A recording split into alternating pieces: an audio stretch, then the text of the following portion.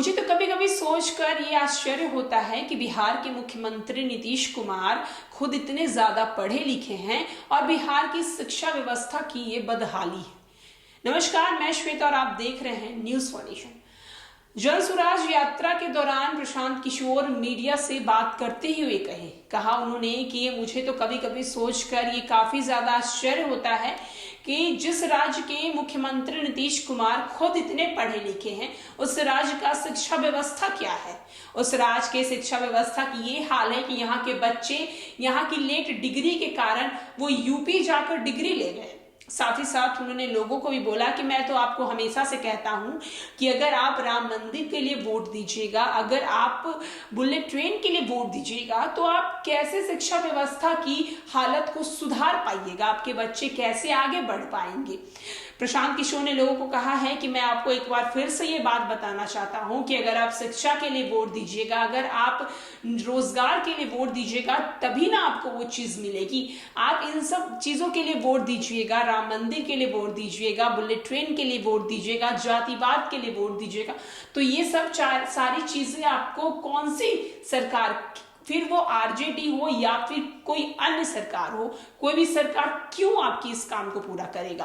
क्या कुछ नीतीश कुमार को लेकर बोल रहे हैं और बिहार की शिक्षा व्यवस्था को लेकर प्रशांत किशोर बोल रहे हैं। हम छोड़े जाते हैं उनकी पूरी बातों के साथ आपको ये बताना कि जो आपकी समस्याएं हैं, जो आपके बच्चों की मूलभूत समस्याएं हैं, शिक्षा और रोजगार,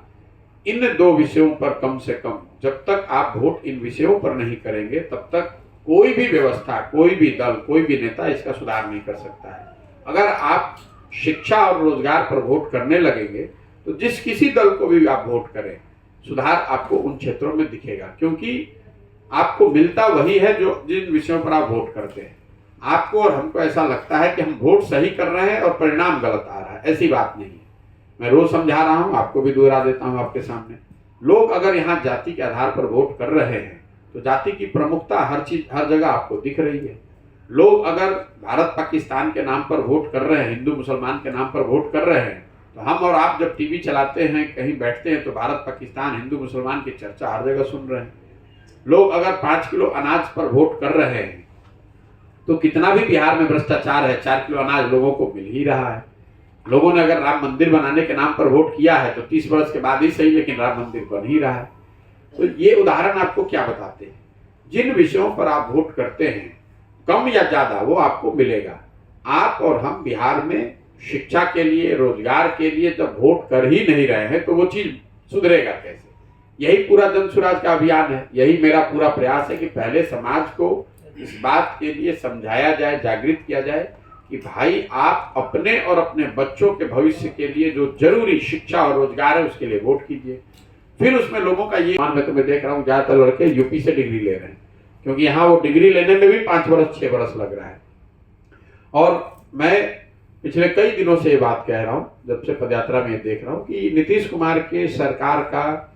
मतलब नीतीश कुमार जैसे पढ़े लिखे व्यक्ति के मुख्यमंत्री रहते हुए बिहार की शिक्षा व्यवस्था का पूरी तरीके से ध्वस्त हो जाना उनके कालखंड का सबसे बड़ा काला अध्याय है। क्योंकि देखिए, अगर सड़क टूट गई है, कल एक अच्छी सरकार आएगी तो शायद सड़क बन जाए,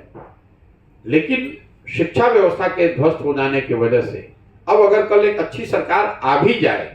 तो भी 2 पीढ़ियां जो इस शिक्षा व्यवस्था से निकल गई, अब जीवन भर उनको शिक्षित समाज के पीछे ही रहना पड़ेगा। अब वो कभी भी अपने आप को जाकर शिक्षित नहीं कर सकते हैं, इसलिए ये बहुत बड़ा दुर्भाग्य है। तीसरी जो बड़ी समस्या है वो स्वाभाविक तौर पर बिहार कृषि प्रधान देश है, राज्य है, तो यहाँ पर किसानी से, खेती किसानी से जुड़ा हुआ एक बहुत बड़ी जनसंख्या है। किसानों की जो यहाँ समस्या है, जो गरीबी बदहाली है, उसके पीछे एक मूल कारण यह है कि यहाँ पर एक बहुत बड़ी संख्या भूमिहीनों की है, वो तो मजदूरी है, लेकिन जिन लोगों के पास जमीन है वो जमीन इतनी छोटी है और उसमें जो खेती होती है वो, मैं कहता हूँ, खाने वाली खेती होती है, कमाने वाली खेती नहीं होती है।